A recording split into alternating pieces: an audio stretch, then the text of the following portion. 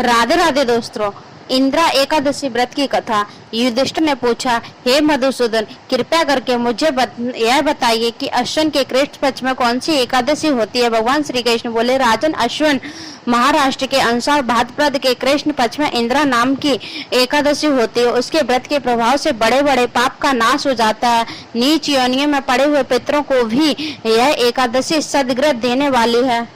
राजन, पूर्व काल की बात है कि सतयुग में इंद्रदेव नाम से विख्यात एक राजकुमार थे जो महिमासती पुरी के राजा होकर धर्म पूर्वक प्रजा का पालन करते थे। उनका यह सब और फैल चुका था। राजा इंद्रसेन भगवान विष्णु की भक्ति में तत्पर हो गोविंद के मोक्षदायक नामों का जप करते हुए समय व्यतीत करते थे और विधि पूर्वक अध्यात्म तंत्र के चिंतन में संकलन रहते थे।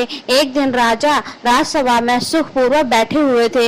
इतने में ही देवर्षि नारद आकाश से उतरकर वहां आ पहुंचे। उन्हें आया हुआ देख राजा हाथ जोड़कर खड़े हो गए और विधि पूर्वक पूजन करके उन्हें आसन पर बिठाया। इसके बाद वे इस प्रकार बोले, मुनि श्रेष्ठ, आपकी कृपा से मेरी सर्वार्थ कुशल है। आज आपके दर्शन से मेरी संपूर्ण यज्ञ क्रियाएं सफल हो गई हैं।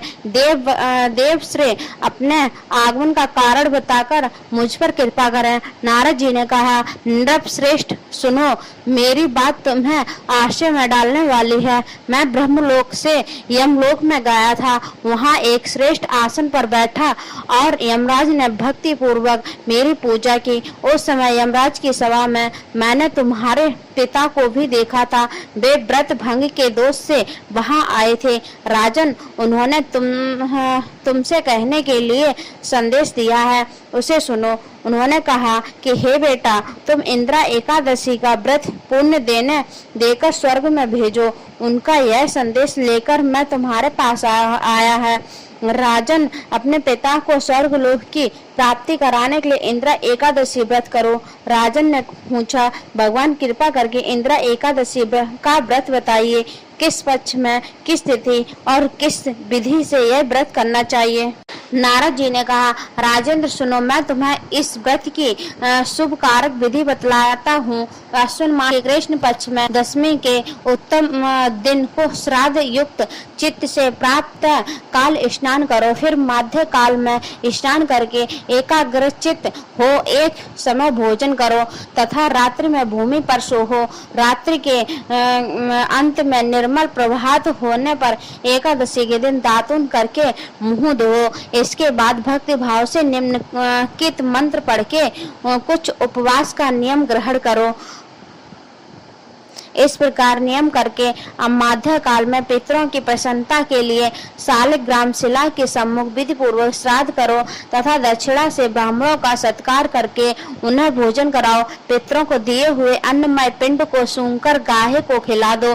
फिर धूप और गंध आदि से भगवान हषिकेश का पूजन करके रात्रि में उनके समीप जागरण करो। तत्पश्चात सवेरा होने पर द्वादशी के दिन पुनः भक्ति पूर्वक श्री हरि की पूजा करो। उसके बाद ब्राह्मणों को भोजन कराकर भाई बंधु नाती और पुत्र आदि के साथ स्वयं मौन होकर भोजन करो। राजन, इस विधि से आलस्य रहित होकर यह व्रत करो। इससे तुम्हारे पितर भगवान विष्णु के वैकुंठ धाम में चले जाएंगे। भगवान श्री कृष्ण कहते हैं, राजन, राजा इंद्रसेन से ऐसा कहकर देवर्षि नारद अंतर ध्यान हो गए। राजा ने उनकी बताई हुई विधि से अंत पुनः की रानियों और पुत्रों और भ्रत सहित उस उत्तम व्रत का अनुष्ठान किया। कुंती नंदन व्रत पूर्ण होने पर आकाश से फूलों की वर्षा होने लगी। इंद्रसेन के पिता गरुड़ पर आरूढ़ होकर श्री विष्णु धाम को चले गए और महर्षि इंद्रसेन की निष्ठकंठ राज्य का उपयोग करके अपने पुत्र को राज सिंहासन पर बैठाकर स्वयं स्वर्गलोक को चले गए।